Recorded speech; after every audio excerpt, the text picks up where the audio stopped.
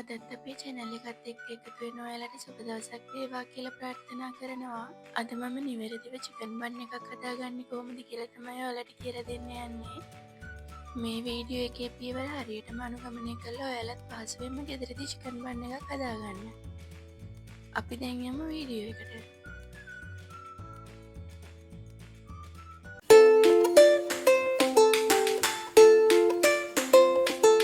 මම මෙතන පාම්පිටි ග්‍රෑම් 200ක් අරන් තියෙනවා. ඒකට මම ඊස්ට් මේස හැන්දක් මේ විදිහට එකතු කරගන්නවා. දැන් සීනි මේස හැන්දක් සහ ලුණු තේ හැඳි කාලක් මේ විදිහට එකතු කරගන්නවා. දැන් මේ විදිහට හොඳට කවලම් කරගන්න ඕනේ. මේ විදිහට හොඳින් කවලම් කරගත්තට පස්සේ පොල් තෙල් මේස හැන්දක් සහ පිටරයක් මම මේ විදිහට එකතු කරගන්නවා. දැන් ඒකත් මේ විදිහට හොඳට කවලම් කරගන්නවා. දැන් මදුවෙන සුම් ජලය ටිකෙන් ටික එකතු කරලා මේ විදිහට හොඳට අනා ගන්න ඕනේ. මේ විදිහට අනාගත්තට පස්සේ පොල් තෙල් ටිකක් එකතු කරගෙන ආයෙත් හොඳට නීට් කරගන්න ඕනේ. ඔයාලට මේ පේන විදිහට ඩෝ එක විනාඩි 5ක් විතර හොඳට නීට් කරගන්න ඕනේ.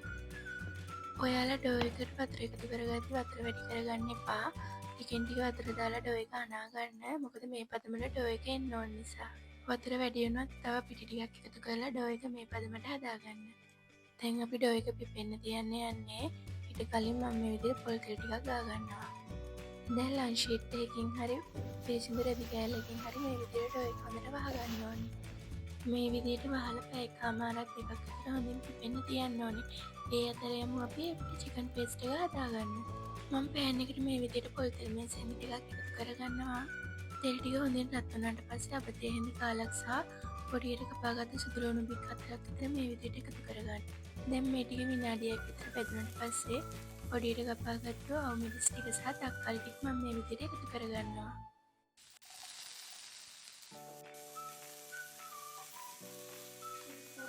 ඒකට මම හීනියට කපාගත්තු ලොකු ලුණු ගෙඩියකුත් මේ විදිහට එකතු කරගන්නවා.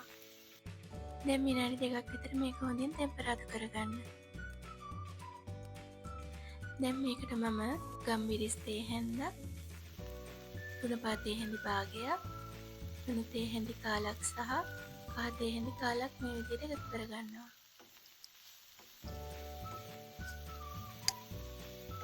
දැන් මේ ටික හොඳින් කවලම් කරගන්න. මම දැන් මෙතන කලින් උයාගත්ත චිකන් තමයි මේකට එකතු කරන්නේ. කටු ඉවත් කරලා හොඳට පොඩියට කපාගෙන තමයි තියෙන්නේ. චිකන් ටිකත් එකතු කරලා තව විනාඩියක් විතර හොඳින් ටෙම්පරාදු කරගන්න. දැන් මම පිටිකිරි මිලිලීටර 200ක් විතර මේ විදිහට එකතු කරගන්නවා. ඔයාලට ෆ්‍රෙෂ් මිල්ක් උනත් එකතු කරගන්න පුළුවන්. කිරි ටික හොඳට උක්කු වෙනකන් අපි මේක ලිපේ තියාගන්න ඕනේ. ඒ වගේම ඔයා අපේ channel එකට අලුත් කෙනෙක් නම් අපේ channel එක subscribe කරලා ළඟම තියෙන bell icon එකත් click කරලා තියාගන්න. එතකොට අපි වීඩියෝ එකක් දාපු ගමන්ම ඔයාලට බලා ගන්න පුළුවන්. දැන් විනාඩි 5ක් විතර යනකොට මේක හොඳට උක්කු වෙලා තියෙනවා. දැන් අපි මේක ලිපෙන් බාගන්න තමයි හදන්නේ.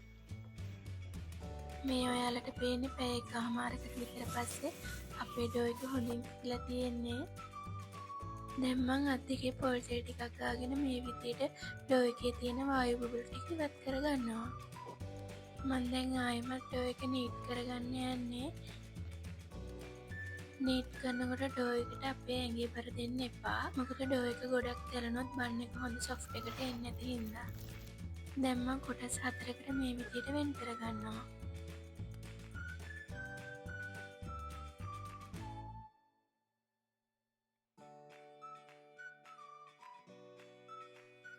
දැන් මම කලින් හදාගත්ත පිටි ගුලිය තුනී කරගන්න යන්නේ.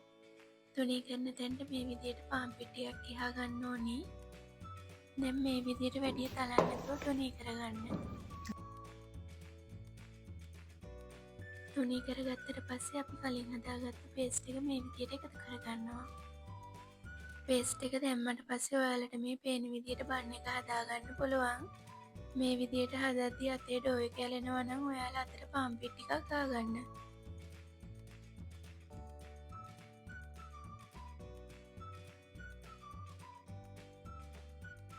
අපි දැන් බන් ටික ඔක්කොම හදාගෙන ඉවරයි. දැන් මම මේක බේකින් තැටියට දාලා තියෙන්නේ. හොඳින් වහලා තවත් පැය භාගයක් පිපෙන්න තියන්න ඕනේ. මේ පැය භාගයකට විතර පස්සේ අපේ බන් ටික තවත් හොඳින් පිපිලා තියෙන්නේ. දැන් මේ වෙලාවේදී බිත්තරයක් අරගෙන බන් උඩින් මේ විදියට හොඳින් ගා ගන්න. දැන් මේක සෙල්සියස් අංශක 180ට විනාඩි 25ක් විතර හොඳට oven එකේ බේක් කරගන්න ඕනි. මේ තියෙන්නේ හොඳින් බේක් වුණාට පස්සේ අපේ බන් එක හොඳ සොෆ්ට් එකට තියෙනවා. හදන්නත් හරිම පහසුයි. ඔයාලත් අනිවාර්යයෙන්ම try කරලා බලන්න. Thank you.